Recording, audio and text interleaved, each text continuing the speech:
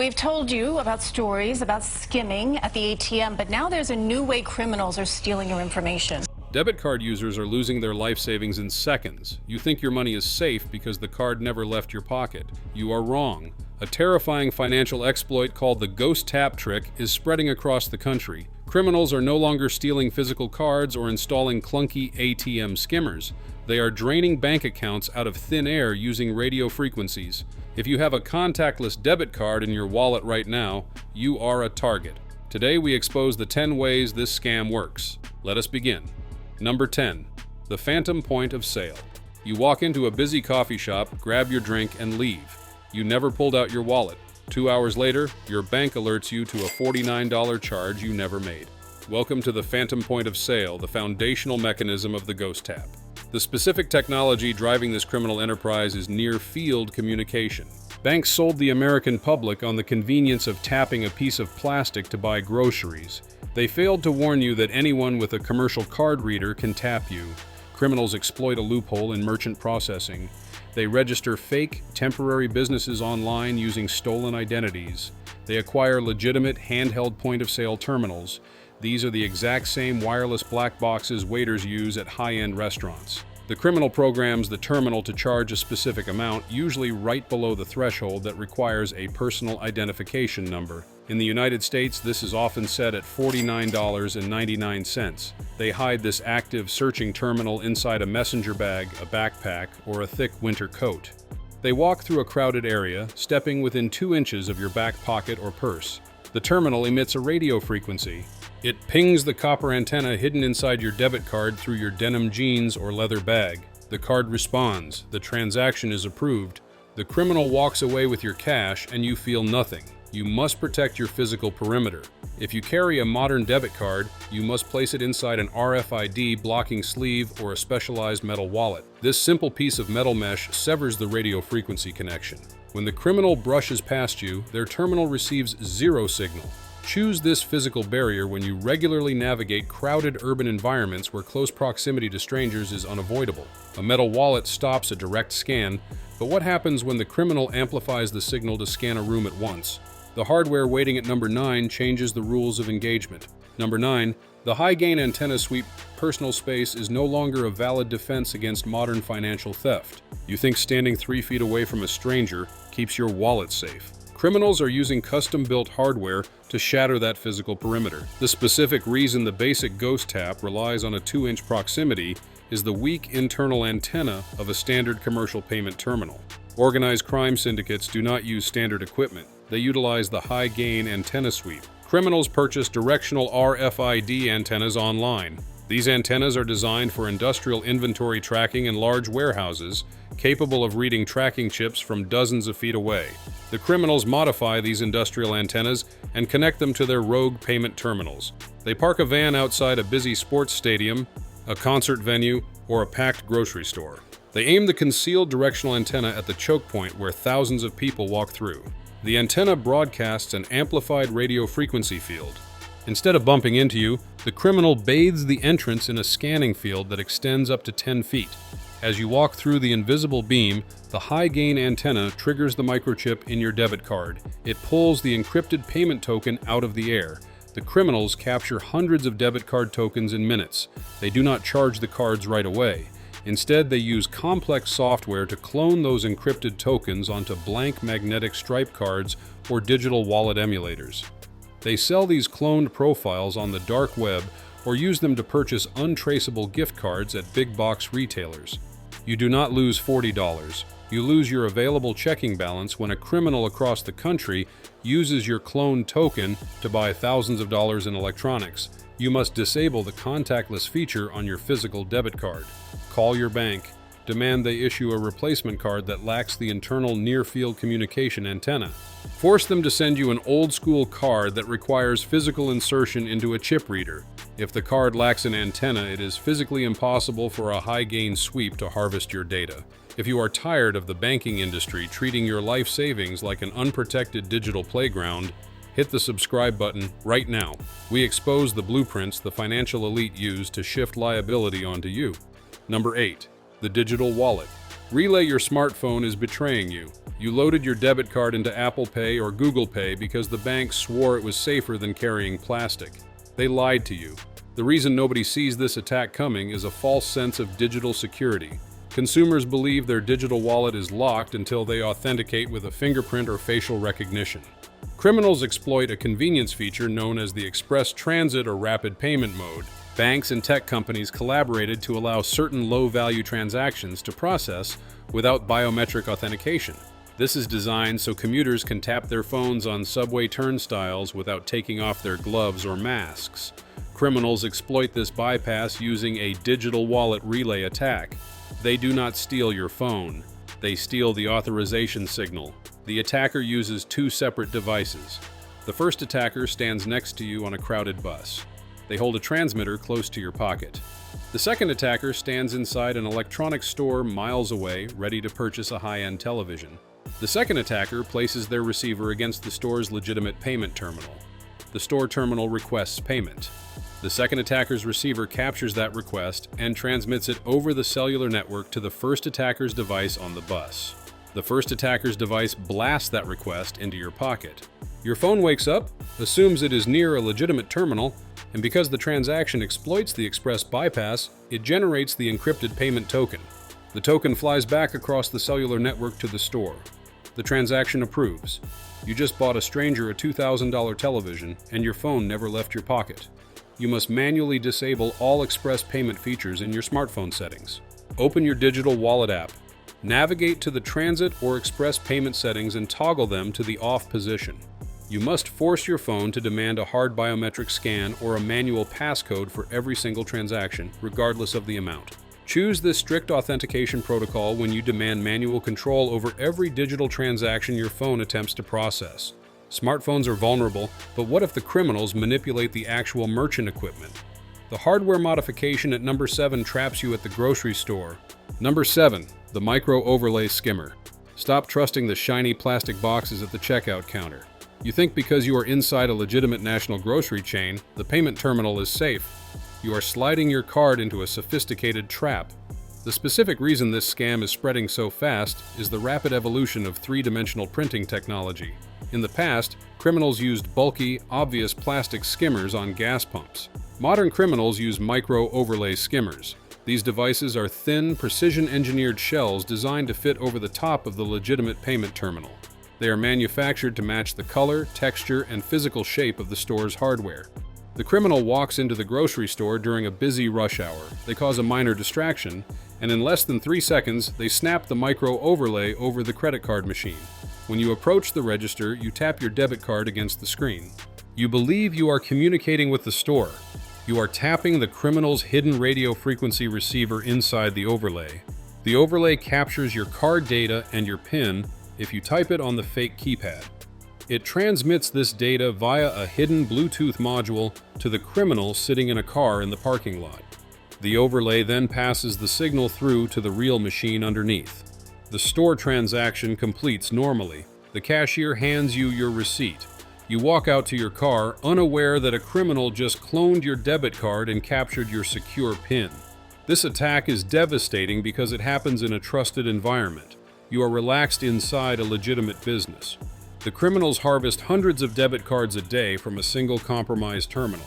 They then use the stolen data to create counterfeit cards and drain checking accounts at local ATMs before midnight. You must inspect every single payment terminal before you tap or insert your card. Grab the plastic housing around the card slot and pull it hard. A legitimate terminal is bolted together from the inside. It will not move. A micro overlay is held on by double-sided tape. If the plastic shell wiggles, shifts, or feels thick, stop immediately. Do not use the machine. Alert the store manager.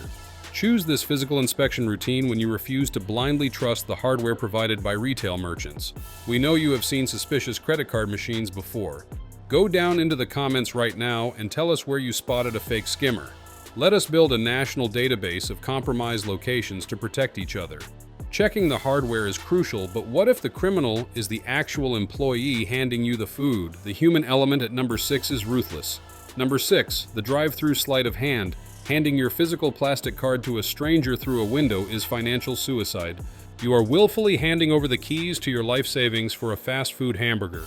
The reason the drive-thru is a massive vulnerability is the isolation of the transaction. You hand your debit card to a fast food worker. They pull their arm back inside the building, breaking your line of sight. You cannot see their hands. You cannot see the register. You are sitting in your car, blind to the transaction process. Corrupt employees exploit this blind spot using a handheld micro skimmer. This device is smaller than a matchbox. It easily fits inside the palm of their hand. When they take your debit card, they swipe it through the legitimate restaurant register to pay for your food. Then, in one fluid motion, they swipe it through the hidden micro skimmer concealed in their palm. The skimmer copies the magnetic stripe data and the internal chip parameters. They hand the card back to you with a smile. The employee finishes their shift, takes the micro skimmer home, and downloads the unencrypted data of every single customer they served that day. They sell this raw data in bulk packages to international crime syndicates on the dark web. The syndicates use the data to manufacture pristine, cloned debit cards. Weeks later, your bank account is emptied at an ATM in a different state. You never suspect the fast food worker because the theft occurred a month after you bought the hamburger. The delay is a calculated tactic. By waiting weeks to drain the account, the criminals ensure you cannot pinpoint where the compromise happened. You blame an online website or a gas station, ignoring the teenager at the drive-thru window. You must stop handing your physical card to retail workers. You must mandate that the business provides a customer-facing terminal that extends out the window. If they refuse, or if they insist on taking the card inside, you must pay with physical cash or use a digital wallet tap on a terminal you can physically see. Never let the plastic card leave your direct line of sight. Choose this strict line-of-sight protocol when you realize that minimum wage employees are frequently targeted by organized crime rings to act as inside agents. If you keep your card in sight, you stop the skimming. But what if the criminals trick your bank into forcing money into their hands? The system manipulation at number 5 exploits the merchant refund process. Number 5, the tap-to-refund reversal. You think a retail transaction is a one-way street. You assume tapping your card only pulls money out. Criminals have discovered a loophole that allows them to use the tap feature to forcibly extract cash from a merchant's bank account onto their stolen debit cards. The specific reason this scam works is the outdated architecture of the merchant return process. When you return a sweater to a clothing store, the cashier initiates a refund on the terminal. The terminal prompts you to tap the card you originally used to make the purchase.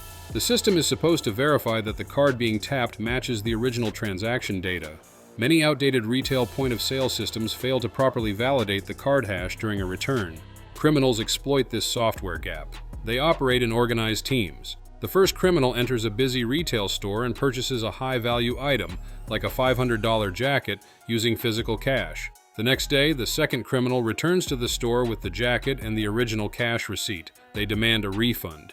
The cashier processes the return and prompts the payment terminal to issue the refund.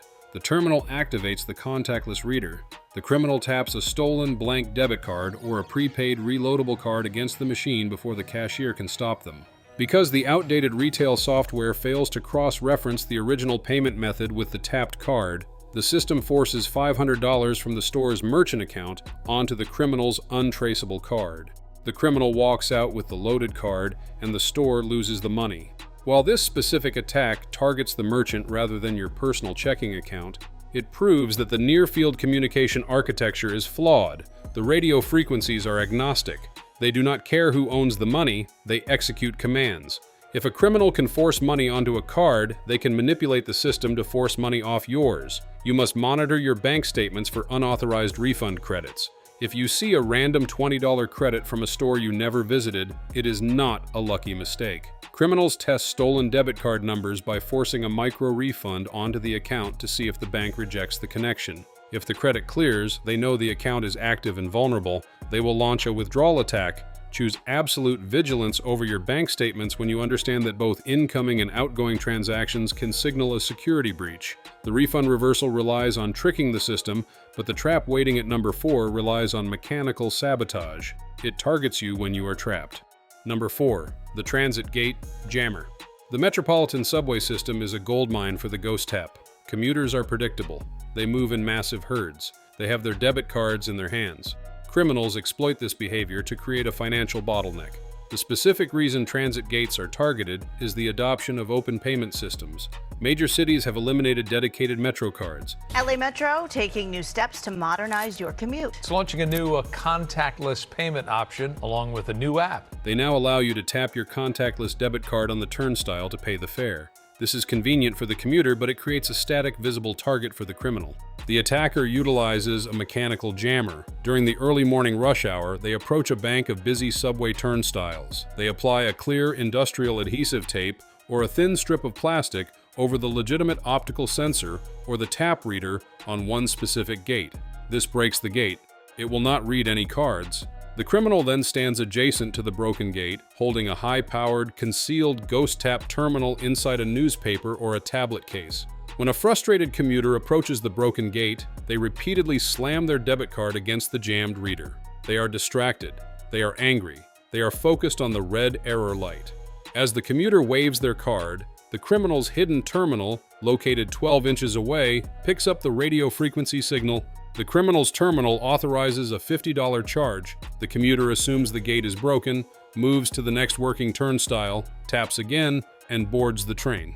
They paid for their $3 subway ride and handed a criminal $50 for the privilege. This attack is brilliant because the frustration of the broken machine masks the theft. You expect the technology to fail occasionally. You do not expect a predator to be standing next to the failure, harvesting your data. You must use a dedicated transit card. Never tap your primary debit card on public infrastructure. Purchase a dedicated transit card with cash, or load a digital transit card onto your phone that is disconnected from your primary checking account. If a criminal skims a dedicated transit card, they only steal the $20 loaded on it. They cannot access your life savings. Choose a compartmentalized payment method when you navigate public transit systems to build a firewall around your primary financial assets. Sabotaging a subway gate is visible, but what if the criminals manipulate the banking network offline? The loophole at number 3 exploits a software delay. Number 3, the offline zero-limit loophole. Banks want you to believe that every single transaction is verified against your current checking account balance. They want you to believe that if you have $0, the card declines. They are lying. The system relies on a hidden delay that criminals exploit.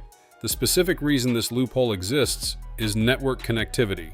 When you tap your debit card on an airplane, at a remote gas station, or inside a concrete parking garage, the merchant terminal frequently lacks a live internet connection to your bank. To prevent commerce from grinding to a halt, the banking industry created offline transaction limits. The terminal reads the cryptographic chip on your card and approves the transaction locally, storing the data to batch process later when the internet connection is restored. Criminals weaponize this offline trust system. They use the ghost tap trick or a micro overlay to steal your debit card data. They clone your data onto a smart card. Then, they target specific merchants known to use offline processing, such as automated parking kiosks or transit vending machines. The criminal inserts the cloned card. They attempt to purchase hundreds of dollars in high-value, easily fenced goods, like transit passes or physical parking validations.